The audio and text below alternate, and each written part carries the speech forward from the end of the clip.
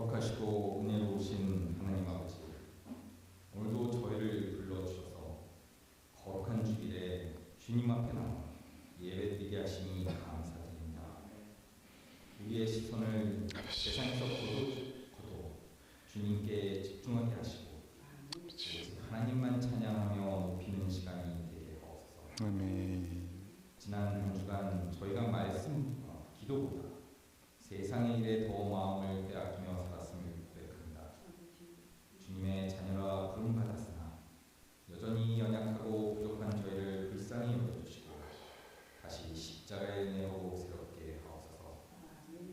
특별히 지난주에 있었던 서삼예 권사님의 장례 예배를 통해 저희의 생명과 죽음이 주님께 달려있음을 다시금 깨닫습니다. 유가족에게 위로와 평강을 풀어주시고 부활의 소망 안에서 다시 일어서게 하옵소서. 자비로우신 주님, 육신의 병으로 고통해하는 성도들에게 치유와 회복을 허락하시고 마음의 상처로 지쳐있는 이들에게 주님의 위로가 임하기를 원합니다. 경제적 어려움과 가정과 일터의 무거운 짐 속에 힘겨워하는 성도들을 붙드시어 주님의 은혜로 다시 일어날 수 있게 되길 원합니다. 아멘. 샘물교회가 서로를 품고 세워주는 따뜻한 주님의 공동체가 되기를 간절히 원합니다. 아멘. 보내신 주의 종을 성령의 능력으로 붙들어 주옵소서. 준비하는 시간마다 주님의 지혜와 은혜로 충만케 하시고 말씀을 선포할 때마다 하나님의 권세 있는 음성으로 들리게 하옵소서. 지치고 낙심한 영혼들이 말씀을 통해 다시 살아나게 하시고 교회가 하나님의 뜻대로 굳건히 세워지게 하옵소서. 주의 종의 사역의 길에도 늘 동행하시며 그 마음이 흔들리지 않도록 위로와 새 힘을 더하여 주옵소서. 국내외에서 복음을 전하는 선교사님들을 지켜주시고 그 사역의 길마다 은혜와 능력으로 함께 하시며 열매 맺게 하옵소서. 저희 교회도 맡겨주신 선교의 사명을 끝까지 감당하게 하옵소서. 이번 한 주도 주님 손 붙잡고 믿음으로 살게 하시며 어떤 어려움 속에서도 소망 잃지 않고 주님과 동행하는 삶을 살게 되기를 바라오며 이 모든 말씀 예수님의 이름으로 감사드리며 기도드립니다. 빌라델비아 교회의 사자에게 편지하라. 거룩하고 진실하사 다윗의 열쇠를 가지시니 곧 열면 닫을 사람이 없고 닫으면 열 사람이 없는 그가 이르시되 볼지어다 내가 내 앞에 열린 문을 두었을 때 능히 닫을 사람이 없으리라. 내가 내 행위를 아노니 내가 작은 능력을 가지고서도 내 말을 지키며 내 이름을 배반하지 아니하였도다. 보라, 사탄의 회당 곧 자칭 유대인이라 하나 그렇지 아니하고 거짓말하는 자들 중에서 몇을 내게 주어 그들로 와서 내 발 앞에 절하게 하고 내가 너를 사랑하는 줄을 알게 하리라. 내가 나의 인내의 말씀을 지켰은즉 내가 또한 너를 지켜 시험의 때를 면하게 하리니 이는 장차 온 세상에 임하여 땅에 거하는 자들을 시험할 때라. 내가 속히 오리니 내가 가진 것을 굳게 잡아 아무도 내 멸류관을 빼앗지 못하게 하라. 이기는 자는 내 하나님 성전의 기둥이 되게 하리니 그가 결코 다시 나가지 아니하리라. 내가 하나님의 이름과 하나님의 성 곧 하늘에서 내 하나님께로부터 내려오는 새 예루살렘의 이름과 나의 새 이름을 그의 위에 기록하리라. 귀 있는 자는 성령이 교회들에게 하시는 말씀을 들을지어다. 아멘. 잠시 기도하겠습니다. 하나님, 우리에게 말씀하시는 하나님인 것을 믿습니다. 우리에게 너무나 한계가 많이 있습니다. 말씀을 전하도록 부름받은 저 역시 부족함이 있습니다. 깨닫게 하신 만큼 믿음으로 선포하오니 역사하여 주시옵소서. 전하고 듣는 이 시간 각 사람에게 필요한 주님의 음성 들을 수 있도록 역사하여 주시옵소서. 우리의 모든 연약함을 벗어버리고 살아야 역사, 운동력 있는 그런 역사하시는 하나님의 말씀이 우리 가운데 역사하심을 경험하는 이 시간이 되게 하여 주시옵소서. 영육 간에 우리의 생각과 감정 간에 연약한 모든 것은 십자가에 못 박히고 살아 운동력 있는 우리 영혼을 살리시고 소성케 하시며 주의 백성으로 능하게 살아가게 하시는 그런 하나님의 역사가 있는 이 시간이 되게 모든 것을 부탁드립니다. 모든 것 감사드리며 우리 주 예수 그리스도 이름으로 기도드리옵나이다. 아멘. 사랑하는 성도 여러분, 우리 중에 누구도 책망만 받는 자리에 있고 싶은 분은 없으실 겁니다. 나의 삶이 어떠하든지 간에 그 형편과 상관없이 우리는 책망 받고 싶어 하는 사람은 아무도 없습니다. 그래서 특별히 또 우리는 이 책망과 칭찬을 함께 듣는 것보다는 칭찬만을 듣는 것을 소원하게 되어 있습니다. 이것이 우리의 본성이 아니겠습니까? 오늘 우리가 읽었던 이 본문에 나오는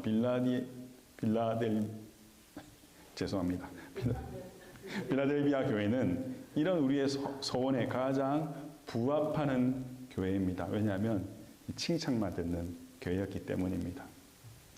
과연 어떠했기에 정말 이 우리 주의 격려의 말씀과 귀한 약속들로 가득 찬 이 칭찬으로 가득한 편지를 받았는지 오늘 함께 여러분과 살펴보기 원합니다. 오늘은 결론부터 말씀드리는 것이 좋겠습니다. 빌라델비아 교회는 열린 문의 사명을 잘 감당한 교회였습니다. 빌라델비아 교회는 열린 문의 사명을 잘 감당한 교회였습니다. 이 교회가 위치한 이 도시 빌라델비아는 주님의 7 편지를 받은 7 도시 가운데 가장 역사가 짧고 또 작은 도시였습니다. 우리가 살펴봤던 이 사대라고 하는 지방에서 한 45km 정도, 마일수는 한 20마일 채 되지 않겠죠. 그곳에 위치한 도시였는데요. 여기는 주님 오시기 전 140년경에 이 도시가 설립이 되었습니다. 그래서 이때는 버가모 왕 아탈티우스 2세가 이 도시를 세우게 되는데요. 이 도시를 세운 이 왕이 그 형님을 너무나 사랑했기 때문에 그 사람의 별명이 있었습니다. 이 왕의 별명이 있었는데 그게 뭐냐? 빌라델포스. 무슨 뜻이냐면 형을 사랑하는 자라는 별명을 갖고 있습니다. 그래서 이 형을 사랑하는 자가 세운 도시이기 때문에 이 도시의 이름이 빌라델비아. 이게 한국식 발음이고요. 필라델피아. 우리 저쪽 동부에 있는 필라델피아라가 헬라어 원어 발음대로 기록된 것입니다. 그래서 필라델피아. 이름 자체가 우리에게 주는 감동이 있지 않습니까? 형제의 사랑. 형제 간의 사랑. 그 자기 형제를 사랑한 사람이 이 뜻, 이것을 가지고 있는 교회였습니다. 여러분, 그리스도는 누구입니까? 나를 사랑하사 죽기까지 자신의 생명을 놓으신 그 주님의 사랑을 아는 자입니다. 그 사랑을 의지하고 그 사랑을 믿는 자입니다. 그리스도는 그런 것으로 끝난 거 아니죠. 그렇죠? 함께 부르심 받은 다른 형제 자매를 나의 가족으로 받아들이고 그 형제 자매의 사랑으로 사랑하는 자들이 그리스도입니다. 이 빌라델비아 교회 사람들은 잃어버린 영혼을 향하는 사랑까지에 이르기까지 그것을 배우고 실천하는 공동체를 세워가는 그런 교회였던 것을 우리는 알 수 있습니다. 주님 이렇게 말씀하십니다. 빌라델비아 교회 성도들은 비록 적은 능력을 가졌지만 그리스도를 사랑하고 서로 사랑함으로 그 사랑을 실천하는 공동체였다고 말씀해 주시는 것이었습니다. 여러분, 이 열린 문의 사명은 무엇일까요? 이 사랑으로 복음을 전파하는 사명인 것입니다. 이 빌라델비아 교회는 사랑으로 그 사랑의 원천이신 그 하나님의 사랑을 깨닫고 서로 사랑하면서 그 사랑을 알지 못하는 자들에게 그 사랑을 흘려보내는 귀한 사명을 감당했던 교회인 것을 우리는 보게 됩니다. 이 빌라델비아 교회는 누가 언제 세웠는지 알 수가 없습니다. 근데 우리가 알 수 있는 몇 가지 상황은요, 다른 서머나 또 우리가 살펴볼 때 에베소 다른 교회들처럼 사람들에게 유명하거나 부유하거나 그 교회 하면 하나님의 일을 참 열심히 하는 교회지라고 하는 그런 유명한 교회가 아니었다는 것입니다. 그런데 그들은 작은 능력을 가지고도 주님께 신실했던 그런 교회인 것을 보게 됩니다. 우리 다 함께 8절을 함께 읽어봤으면 좋겠습니다. 8절 우리 혹시 PPT로 좀 보여주시면 좋겠고, 말씀을 찾을 수 있는 분들은 찾아서 읽으시면 되겠습니다. 시작. 볼지어다 내가 내 앞에 열린 문을 두었을 때 능히 닫을 사람이 없으리라. 내가 내 행위를 아노니 내가 작은 능력을 가지고도 내 말을 지키며 내 이름을 배반하지 아니하였도다. 여러분, 그렇습니다. 주님의 말씀을 지키고 주님의 이름을 배반하지 않았다는 것이 무엇을 의미하는 것일까요? 제가 자주 말씀드렸죠. 여러분, 그 이름이 가지고 있는 의미가 뭐라고 했습니까?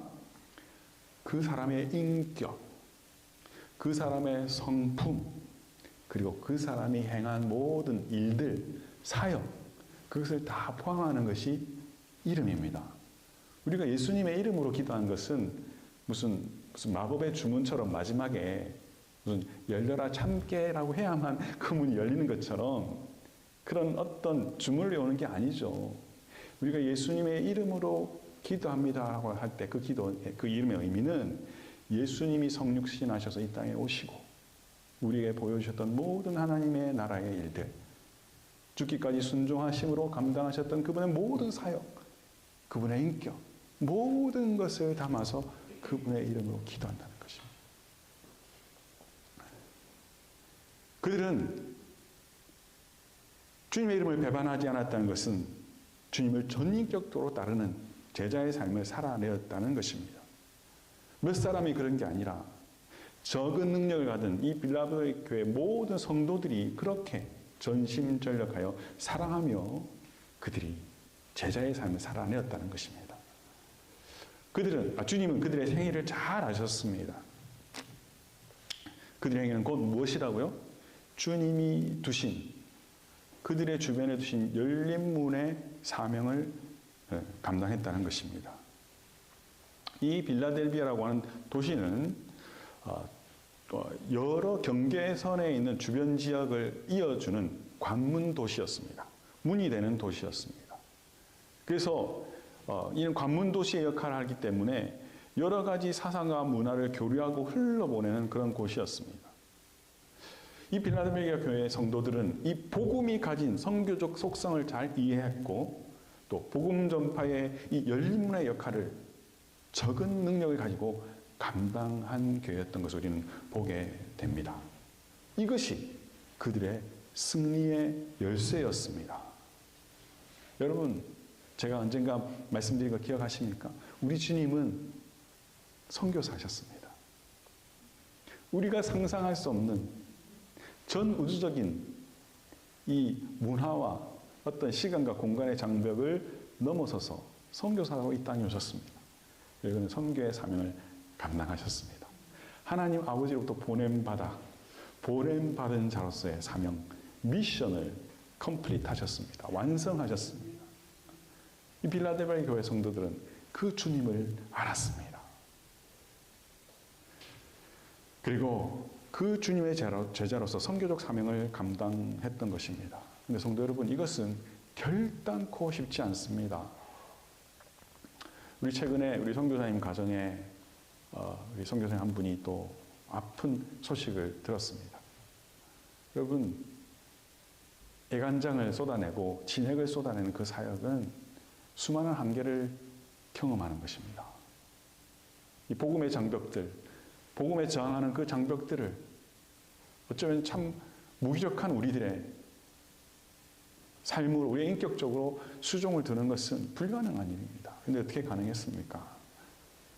이 빌라델비아 교회 성도들은 형제를 가지고 서로를 지지하고 서로를 격려하고 서로가 그 사명을 감당할 수 있도록 서로를 서포트했기 때문에 가능했던 것입니다. 여러분, 오늘날 복음 전파 혹은 선교 이렇게 하면 소수의 사람들, 소수의 부름받은 사람들의 사명이라고 생각하는 경향이 우리에게 있습니다. 여러분, 그렇지 않습니다. 그것은 어떤 은사가 아닙니다. 그건 어떤 특별한 부르심이 아닙니다. 모든 성도들이 이 하나님으로부터는 전적인 사명, 그리고 전적인 동역, 전적인 후원, 전적인 기도, 전적인 수고와 헌신이 서로 어우러질 때 이 일은 가능한 것입니다. 이것이 참된 선교입니다. 오늘은 제가 이 선교 혹은 복음 전파, 전도라는 말을 섞어서 쓸 텐데 같은 의미로 이렇게 이해하셔도 좋겠습니다. 여러분, 우리가 앞서 살폈던 그런 여러 교회들 같이 안정적이고 부유하고 천연의 요새에 위치하여 강력하고 굳건한 기반을 가지고 있었던 그 재정의 능력을 동원하고 훌륭한 신학을 정립하고 이단과 싸우고 물리치고 하는 그런 교회들이 아닙니다. 그런 교회가 아닙니다. 빌라델비아 교회는.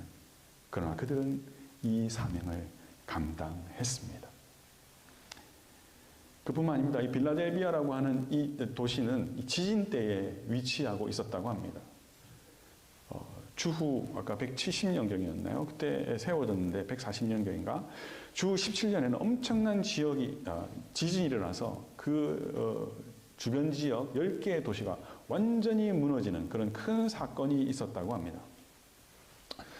이들은 지진대 위에 있었기 때문에 우리 지금 샌디에고나 서부 캘리포니아가 다 그런 가운데 있지 않습니까? 우리가 어느 정도 공감할 수 있는데요. 끊임없는 여진의 공포와 파괴의 경험을 하는 힘든 사건을 경험하며 살아가는 그런 지역이었습니다. 여러분, 모든 것이 무너지고 회파되어지는 것을 목격하고 그 피해상을 스스로 감당하는 것은 굉장히 어려운 일이 아니겠습니까? 그들은 그런 가운데서도 복음 전파의 사명을 감당했습니다. 그들은 이 지진을 경험하면서 그들의 집의 기초를 튼튼히 하고 기둥을 잘 세운 것이 얼마나 중요한지 환경 속에서 경험하고 노력을 기울였을 것입니다.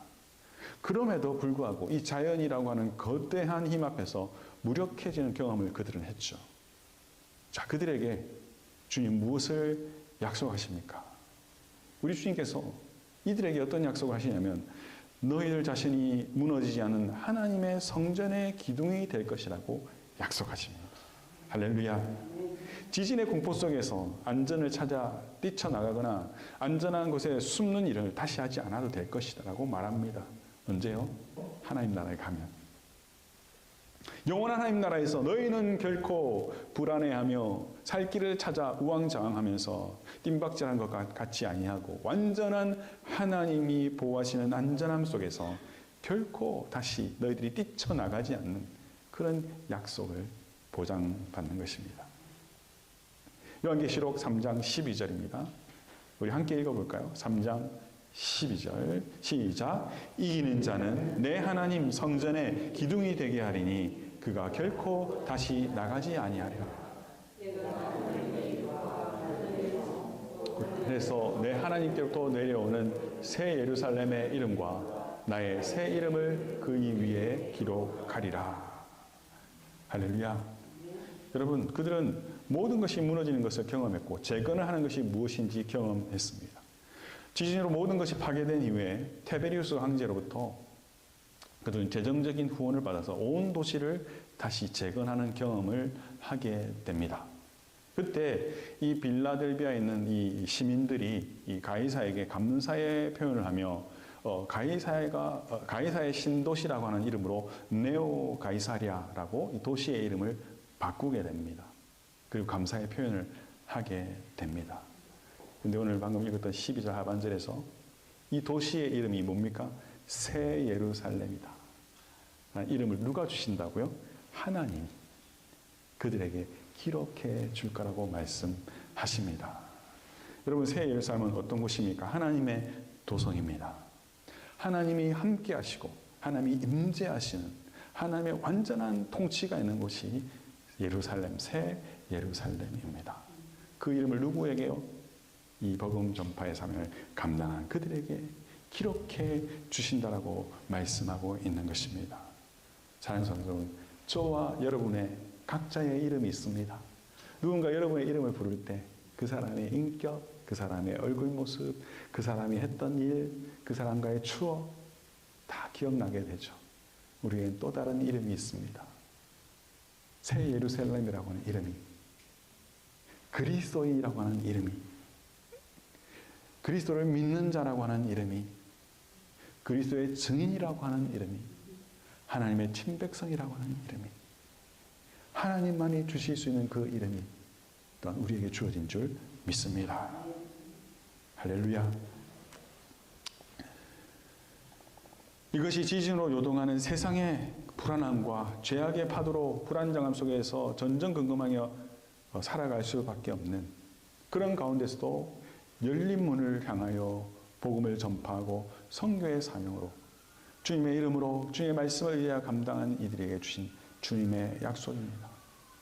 이 약속을 받아 누리는 저와 여러분이 되기를 간절히 소원합니다. 자, 그런데 우리가 한 가지 생각해 볼 것이 있습니다. 이 복음 전파의 열매는 무엇입니까? 바로 전도를 통해 사람이 회심하는 거죠. 예수님을 구주로 믿고 회심하는 것이죠. 그렇죠? 자, 근데 중요한 건 뭐냐면 이 열매는 주님이 주셔야 한다는 것입니다.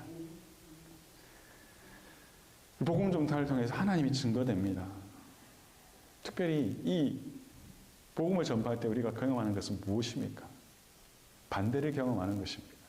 엄청난 저항을 경험하는 것입니다. 그런데 결국에는 열매 맺게 하시는 주님께서 우리에게 주시는 것은 무엇입니까? 하나님께 영광 돌리며 복음의 전달자를 칭찬하게 하는 일들이 복음 증거의 현장에 나타난다라고 주님 말씀하고 계십니다. 이 빌라델비아 교회 성도들 향한 주님의 약속은 이어집니다. 9절인데요. 우리 9절 한번 읽어보겠습니다. 자, 시작. 보라, 사탄의 회가 곧 자칭 유대인이라 하나 그렇지 아니하고 거짓말하는 자들 중에서 며칠 내게 주어 그들로 와서 내 발 앞에 절하게 하고 내가 너를 사랑하는 줄을 알게 하리라. 여러분, 빌라델비아 성도들은 세상으로부터 혹은 이방인들로부터 공격을 받지 않았습니다. 황제 숭배 이런 핍박을 받지 않았습니다. 그들의 대적자는 유대인들이었습니다. 역사학자들이 이 빌라델비아에 유대인 회당이 있었다라고 말하고 있는데요.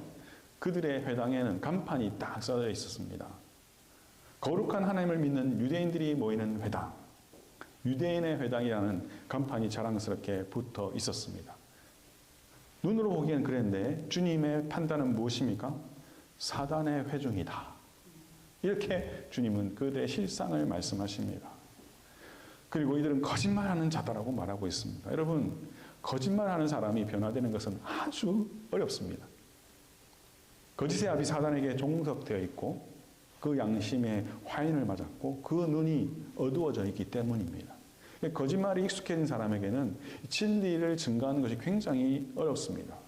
심지어 이들은 복음에 적대적이기까지 하고 악랄하게 저항하거나 공격합니다. 겉으로 이 유대인들은 어떻게 했습니까? 우리들은 아브라함의 자손이야. 우리는 하나님께 구원을 확정된 하나님의 백성이야. 그렇게 말했습니다. 심지어는 너희들이 우리를 따라야만 해 라고 강력하게 요구했습니다. 그러나 그들의 모습은 무엇인가? 위선입니다. 위선자로 하나님께 주님께서 판단 내리십니다. 여러분, 위선자의 특징이 뭐죠? 이름하고 모습이 다른 것입니다. 위선자의 특징은 말과 그들의 행동이 부합하지 않는다는 것입니다. 거짓이 그 입에 가득한 것입니다. 자칭 거룩한 자들입니다마는 거짓이 그 삶에 가득한 자가 바로 이름만의 유대인들의 특징이었습니다. 그리고 이들로 인해서 빌라델비아 교회 성도들은 어려움을 받았죠. 왜요? 그들에게 복음을 전하려고 했으니까. 복음의 저항이 있었으니까. 그러나 주님께서 위로의 말씀을 주십니다. 어떤 말씀입니까? 들어보십시오. 자칭 선지자라고 하나 그렇지 않고 거짓말하는 자 중에서 몇 사람을 너에게 주겠다라고 약속하십니다. 그리고 보라, 그들이 와서 네 발 앞에 서게 하겠고 내가 너를 사랑하는 줄을 알게 하리라 라는 위로와 약속을 덧붙여 주고 계십니다. 어떤 장면을 말하고 있는 것입니까? 이 복음에 저항하고 복음을 공격하고 우리가 오라, 우리를 따라야 해, 우리가 구원받은 백성이야, 우리가 거룩한 자야라고 하면서 이 빌라델피아 교회 성도들이 전하는 복음에 저항하고 그들을 무시하고 공격하였던 자들이 복음을 받아들이게 될 거란지. 복음 앞에 모든 이름이 주님 앞에 무릎 꿇는다고 했는데 그들 중에서 회심자가 나올 것이며, 그리고 그들이 이 복음을 전한 이 빌라델피아 성도들에게 칭찬하게 될 거예요. 여러분, 전도할 때 많은 경험을 해보지 않으셨습니까? 어떤 논리로도, 어떠한 헌신과 섬김과 애절한 기도에도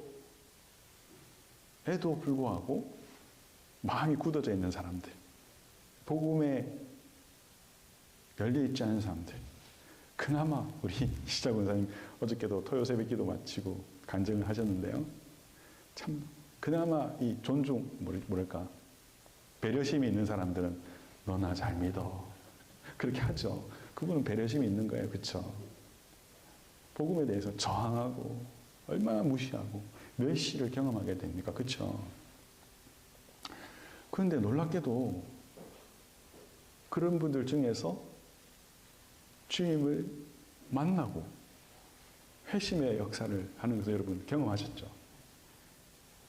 나중에 그들이 뭐라고 말합니까? 내가 진작에 예수를 믿을걸. 예수님 믿으니까 이렇게 좋은데. 다 저희 가족들의 이야기입니다. 그렇습니다. 그리고 그 사건을 통해서 우리 하나님 영광 받으시는 것 아니겠습니까? 여러분, 전도는 큰 능력으로 할 수 있는 게 아닙니다. 물론 아프리카나 이렇게 뭐 우상을 섬기고 주술에 노출되어져 있는 여러 민족들 가운데 파워 이반젤리즘이라는 게 있습니다. 능력 전도라는 게 있습니다. 그런 하나님의 강력한 능력이 나타나서 주술에 걸린 자들이 풀려나고 병든 자들이 일어나면서 복음이 강력하게 증거되는 경우도 있지만, 대부분의 경우 이 전도라고 하는 것은 미련한 방법입니다. 그렇지 않습니까? 우리가 복음 전할 때 주님을 알지 못하는 사람, 세상에서 가장 불쌍한 사람 보듯이 우리를 보지 않습니까?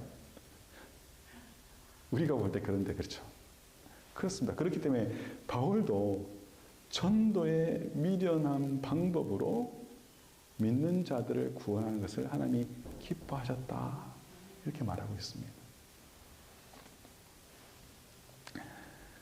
여러분, 이사야서 60장에 14절이 있거든요. 혹시 성경을 가지신 분들은 한번 찾아보겠습니다. 이사야서 60장 14절. 오늘 이 말씀 좀 중요한 말씀이니까 이사야서 60장 14절 함께 한번 읽어보겠습니다. 시작.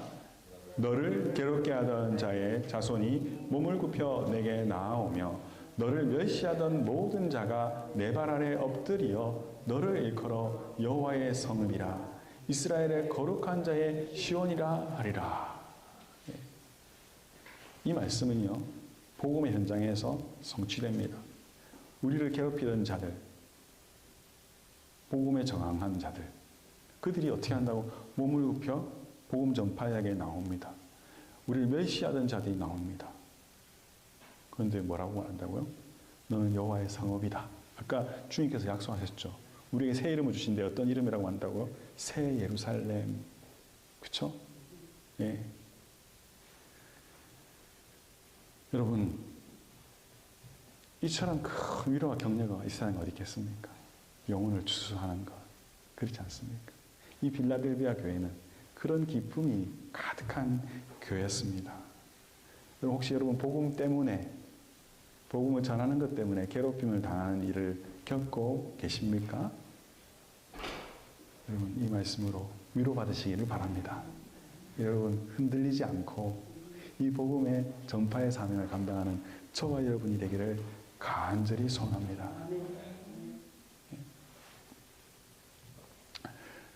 우리를 하나님의 보배롭고 존귀한 자로 알게 될 그날을 우리는 미리 내다보면서 열린 문의 사명을 잘 감당할 수 있어야 하겠습니다.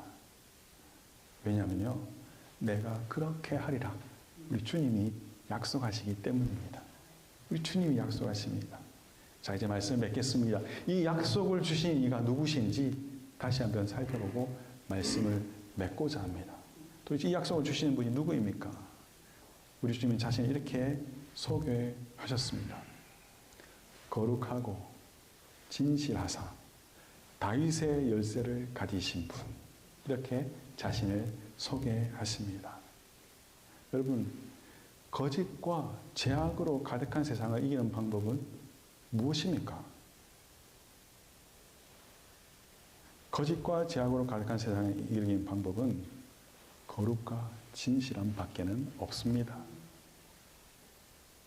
거룩하고 진실하면 아유 저 바보 같은 저 미련한 사람이라고 손가락질 당하고 때로는 비방을 받고 혹은 그것으로 역이용을 당하고 그럴 경우가 있죠. 그러나 전국적으로 이 거짓과 죄악은 거룩과 진실함으로 이기게 되는 것입니다. 왜요? 주님이 승리하셨거든요.